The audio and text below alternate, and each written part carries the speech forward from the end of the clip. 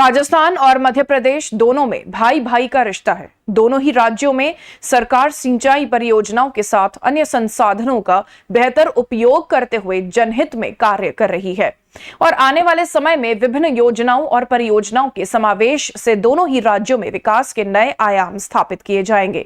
यह बात मध्य प्रदेश के सीएम मोहन यादव ने कोटा के चेचट तहसील के रींची गांव में श्री कृष्ण यदुवंशी अहीर समाज के 38वें सामूहिक विवाह सम्मेलन में अपने संबोधन में कही।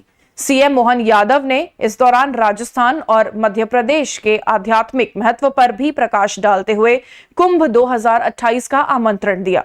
सामूहिक विवाह सम्मेलन में लोकसभा अध्यक्ष ओम बिरला भी शामिल हुए। उन्होंने समाज द्वारा सामूहिक विवाह सम्मेलन की पहल की सराहना करते हुए कहा कि ऐसे आयोजन सामाजिक एकता का प्रतीक बनते हैं।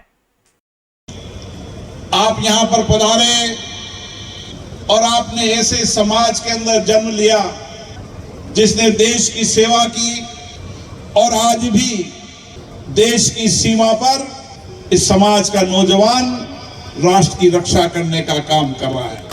और यही नहीं, इस तरीके से जहां देश राष्ट्र स्वाभिमान के साथ सामाजिक परिवर्तन के अंदर भी समाज में नया दृष्टिकोण, नया विचार देने का काम भी ये समाज कर रहा है।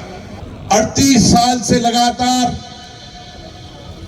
इस क्षेत्र के अंदर ये मुल्क की पंचायत के लोग सामूहिक विवाह सम्मेलन कर कर समाज में सामाजिक परिवर्तन की दिशा तय कर रहे हैं। और मुझे खुशी है आज कि पहली बार समाज ने निःशुल्क विवाह भी किया और इस निःशुल्क विवाह के अंदर हजारों की तादाद में लोग उस वर वधू के विवाह के साक्षी बनेंगे।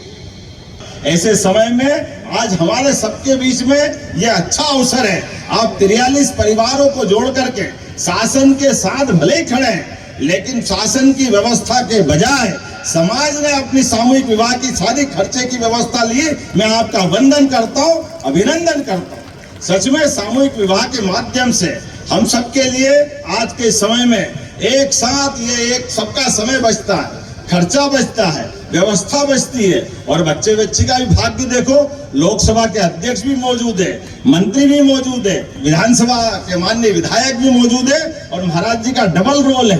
महाराज जी दो नाते से हमारे अपने चुने हुए यहाँ के जनप्रतिनिधि भी है और गोरक्षनाथ पीठ का आशीर्वाद भी देने आए और उसके साथ साथ मुख्यमंत्री भी आपके बीच में आए। मुझे इस बात की प्रसन्नता है, मेरे अपने बेटे का विवाह भी इसी प्रकार के सामूहिक विवाह में करके सच में हमारी परंपरा होना चाहिए। ऐसे में सामूहिक विवाह के माध्यम से और एक साथ मिलकर के ये आनंद का वास्तव में अवसर अद्भुत है।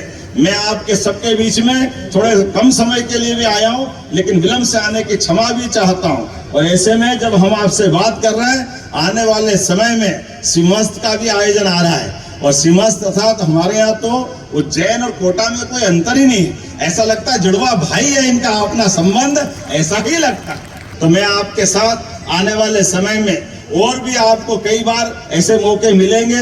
माननीय ओम जी भाई साहब के आग्रह के साथ आपके दर्शन करने का मौका मिला, नव दंपतियों के शुभकामना देने का मौका मिला। सबको बधाई देते हुए आप सबको सिंहस्थ 2028 का आमंत्रण भी दे रहा हूँ। और माननीय भजनलाल जी के साथ हमने एक प्रकल्प चालू किया। भगवान श्री कृष्ण ने कंस को मारने के बाद मथुरा से कदम बढ़ा करके जहां जहां उनने लीलाएं की है, प्रत्येक स्थान को मध्य प्रदेश भी तीर्थ बना रहा है और राजस्थान भी तीर्थ के रूप में विकसित कर रहा है। ये हमारे लिए सौभाग्य की बात है। मैं सौभाग्यशाली हूँ आज कोटा में पुनः आकर के आपके सामूहिक कार्यक्रम में माननीय ओम जी भाई साहब आपने मौका दिया, इसका धन्यवाद भी देता हूँ।